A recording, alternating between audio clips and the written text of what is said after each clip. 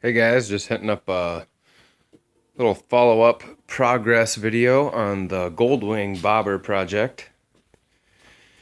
This is the point I've gotten to. A lot of things have changed, a lot of ideas and thoughts I had have been thrown in the air, but this is what we've ended up with to this point. I've got this is just a axed Fat Boy Harley tank that I got, and I installed a gauge cluster tray into the tank with a tube running through it for the wiring so I can reuse the factory LCD. Still have to pressure test it and make sure nothing leaks, but a little more welding, she'll seal up, be just fine. And I chopped up the bars, factory handlebars, just shortened considerably, and everything seems like it'll reach just fine to the carburetors and around and underneath the gas tank. My spring ride seat that I kind of designed, it looks awfully long, but it actually functions very well. I mean, this spring is it's a coilover shock off of my mountain bike. My Walmart mountain bike is actually all it is, a 750-pound-inch spring, which is obviously adjustable, and it supports me pretty well. It'll take some fine-tuning once it gets on the road. The floorboards are actually the original passenger floorboards. I tossed the big driver floorboards because they were just way too much. They would have looked terrible on here and not been very nice to use. But it's nice to sit on. I mean, everything seems to work pretty well. Lines up. I mean, it's comfortable. Supports myself pretty well. I built my exhaust today, which, if the damn cat will get out of the road, it's going to end up being, well, it is. I need to add some exhaust hangers in the back here just for stability, but it's 4 individual pipes. I've yet to fire it up and see how it sounds, but I think it'll sound pretty cool. It looks pretty cool with it on there. Oh, I got the radiator painted up and mounted in there. Just got to finish tying some things up and putting stuff together. The wiring is over on my bench here at the moment, my desk. Got to make some brackets for the electronics and fuse block and start shortening and plugging the wiring in, cleaning things up, tucking it away so it looks nice. I ended up doing away completely with the rear brake. I'm going to run a front brake only, which I'm sure a lot of people throw a hissy fit and explain to me how unsafe that might be, but on this bike, with as heavy and low center of gravity as that motor is, the front brake, when bled and operating properly with good pads on it, it's going to have plenty of stuff. There's no physical way you're going to get this thing to do an endo, because it's too long and it's too heavy. It's not going to happen. And if I was going to lock a tire up, I'd rather lock up the front tire with a lot of braking power than lock up the back tire with a little braking power. Still need to set up my Jockey Shifter in a way that'll work,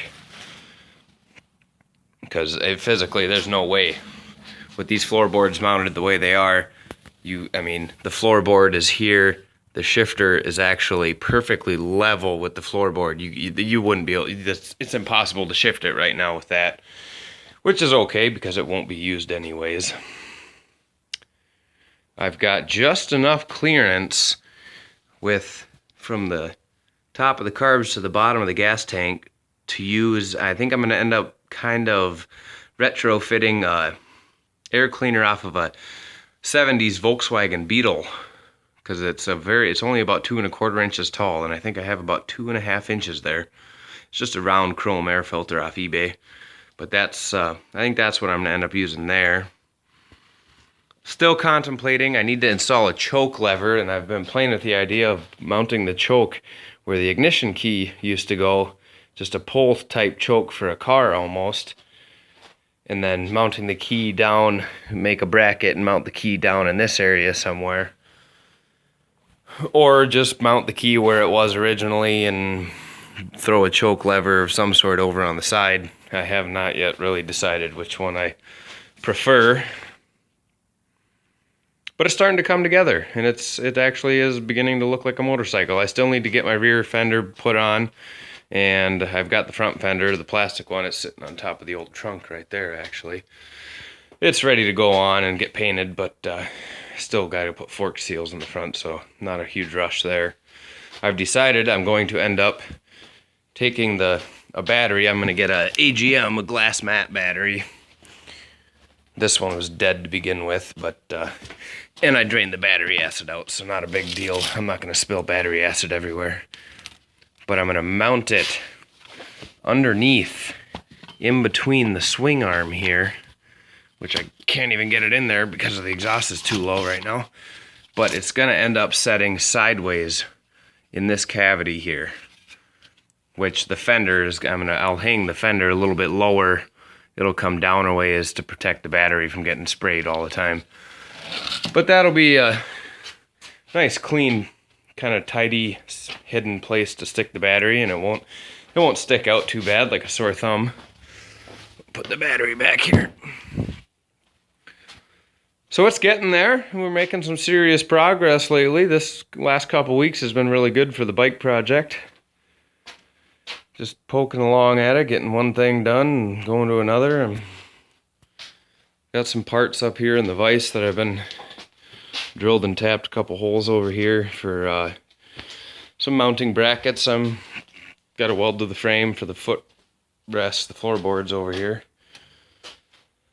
So right here, this is going to be this will be the vented fuel filler cap that I'll actually use. This will be where I actually fill the gas.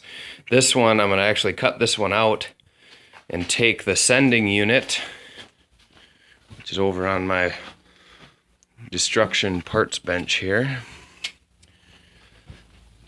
And this gas, or this fuel gauge sending unit is almost the exact same diameter as that gas cap is. So I'll end up taking that steel work out of the inside there and snake this guy down in the tank and bend the arm, so it'll function. I'll make sure everything works before I put it in.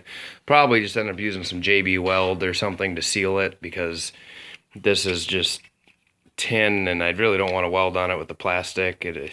Some JB weld, it'll be fine. If I ever got to service a thing or replace it, it's garbage anyways at that point, so no loss.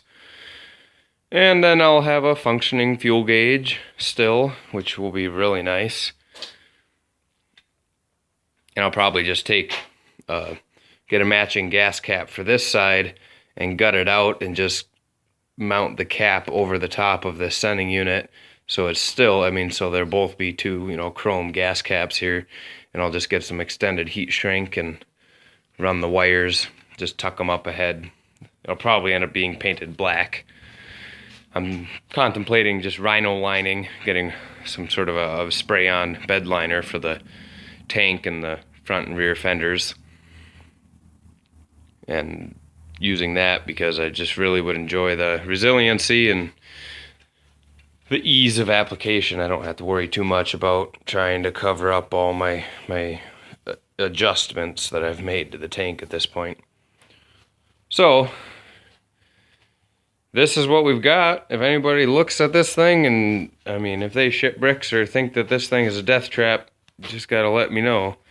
Any serious suggestions are always considered. I already talked to one guy about mounting the shifter, the clutch lever on the jockey shift as a standard, like an old suicide shifter would be, as everybody usually does.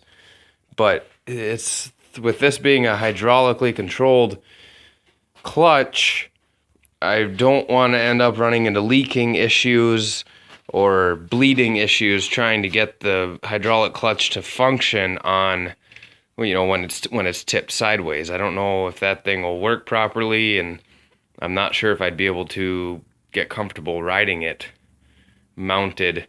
And this thing, it takes a little bit of juice to pull that clutch, and I don't know how I don't think that'd be very comfortable, and it's I don't know. It's still in the air. If I do it one way and I don't like it, I can easily change it down the road. So yeah, this is what we've got, and I'm pretty pleased so far. Maybe in the next video I'll be able to get some shots of it running actually. I'm gonna plan on using Evan's waterless coolant in it because I've always wanted to try that stuff out, and this thing takes like 3.7 quarts. So 1 gallon, which is still 42, 44, whatever dollars. 1 gallon should cover it. So that would be kind of nice to give that stuff a shot, and without having an overflow tank, I won't have to worry about it puking all over the ground because the stuff doesn't expand like regular coolant does. But yeah, give me a shout if you think this is kind of turning out to be a cool build, because so far I've been pretty pleased with it. Thanks for watching.